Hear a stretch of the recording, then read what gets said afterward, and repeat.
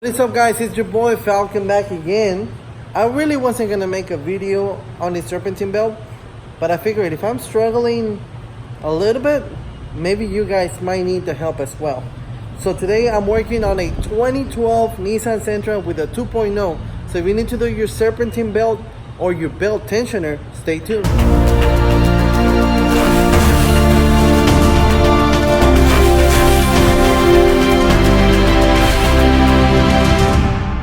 Alright guys, so here we are. On this vehicle, it is a 2.0 and I am going to do the belt tensioner and the belt itself.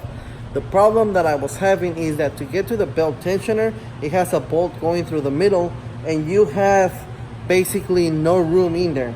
So you need to go through it through the side. So let me tell you the kind of steps that I had to get to where I'm at, and then I'll show you the diagram of the actual belt itself, how to take off the belt, and I get a new Serpentine tensioner. So here, let's get to the front of the engine, right?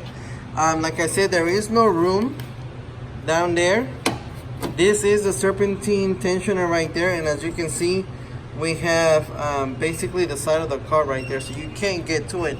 Now there is a hole over there that we were able to get through it, but still we need to raise up the engine to do that. To raise up the engine, what I had to do was I removed the 3 bolts that hold this motor mount, including the 12mm bolt. These are, I believe they're 15. No, they're 16mm bolts. The 3 right here, and then this is a 13mm bolt. And I raised up the engine. The way I raised up the engine, I did it with a floor jack, and I put a piece of wood right there so I don't damage the oil pan, and it's right underneath the oil pan. The reason for that wood, it basically disperses the weight evenly throughout the oil pan, because if you just do it with the jack itself, you're gonna make a hole on it. So after doing that, here it is. Here, let me get the light in here. Right here, that is the bolt that I broke loose. I did it with a T50 Torx bit and extension. Looks like somebody had already done this before, because this is the frame right here, and this is where the frame welds together. Looks like they had bent this towards me or towards them or whatever, so they can get to it. So lucky for me, but after I'm done with this, I'm gonna bend this back into place so I can get basically back to where it was. Right here, I had to remove the dust shield. For the dust shield on this vehicle, like I said, it looks like it was involved in a wreck on this side. So most of the bolts in here were just like Phillips screws, and I think most of the times on these vehicles they have clips. So I think they broke off the clips and they just try to put it together with screws. But you have to remove the dust shield right here. Put here so you can see it. The belt's down here. And let me show you the Serpentine tensioner itself. And it's positioned kind of facing down like this. This is the bolt that I had to break loose with that T50. And then if you can see right here, this is how we're gonna remove the tension so we can take off the belt. Right here, I already kind of made a diagram to kind of show you guys the way the belt goes.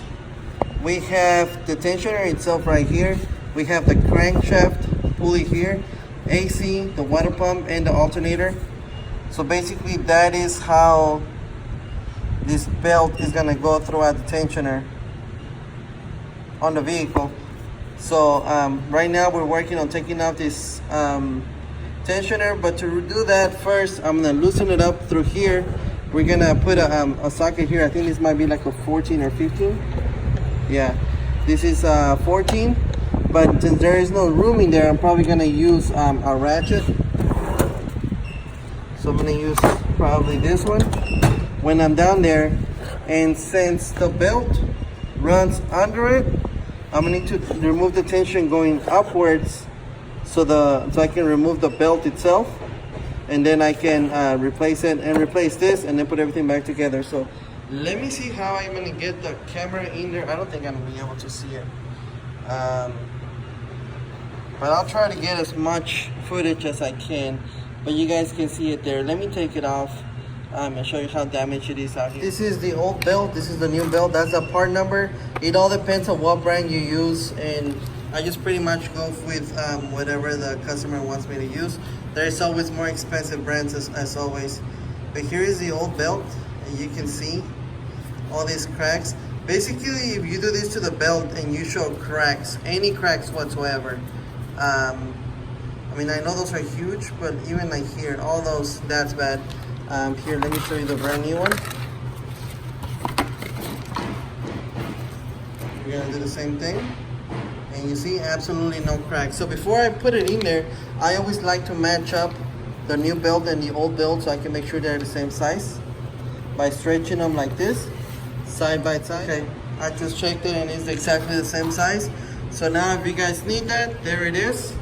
Now to put everything back in there, the way I did this is after I removed this bolt through the side, the bolt came out through here, and there is no room for this one to come back down through here. So basically I pulled it out.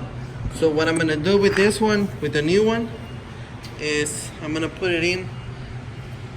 You guys can see it where it goes right there. So I'm gonna put it in through here and kinda, it shouldn't fall through because the other one didn't come out, right? So I'm just gonna kinda, here it goes. Now that it's kind of there in place, I'm gonna go through right here and then put my hand on the bottom, kind of hold it in place as I put the bolt through. Of course, I'm gonna thread it by hand so I can make sure that I don't double thread it or something like that. And put it on the back. You see this pin right here? It's basically a guide. So when you put it in, it's not gonna go any other way. Once you put it in and start threading the bolt through, kind of wiggle this until you feel it kind of that pin pop into place. Once it pops in there, you won't be able to move it anymore. So put it in there, put the bolt all the way through and tighten it up, which I just did right there. So now I'm gonna run the belt through just like I showed you guys in the diagram over there, and then put everything back together. Add it from the bottom. I don't know if you guys can see it, but there it is. Then that's our water pump. There's our serpentine belt. And way up there, it's our alternator. But everything's back on. The serpentine tensioner part number, that is it right there, is from Gates. 391.61. I'm sure there's more expensive ones, also different brands. But this is the one that the customer chose to go with. All I have left to do is lower the engine slowly until those bolts that I took off for the motor mount line up. So I can start putting my bolts back on, and that's everything, and then put this cover back on. I hope you guys found this video helpful. I know that I couldn't get a lot of footage in there because there was not a lot of room, but at least you guys have some sort of idea of what needs to be done. And I also show you the diagram and some part numbers. Hopefully that helps you guys out and know exactly what you're gonna get into whenever you're gonna do a serpentine belt on this.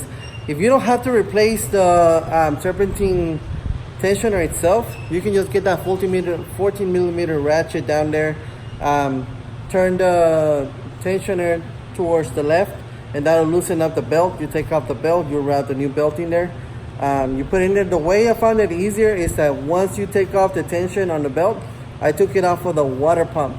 It slides off, you put the new one on, and then you put it the way it goes, except for the water pump. You kind of leave it hanging there, and then you move the tensioner that way, and then you slide it back into the water pump. The reason for that is that the water pump doesn't have any teeth, and it can just kind of slide in. So, all right, guys. Well, I really hope you guys found this video helpful. Like I said, don't forget to thumbs up, subscribe, hit that bell for me, share the channel. I will catch you guys on my next video. Thank you for watching. You guys have yourselves a great day.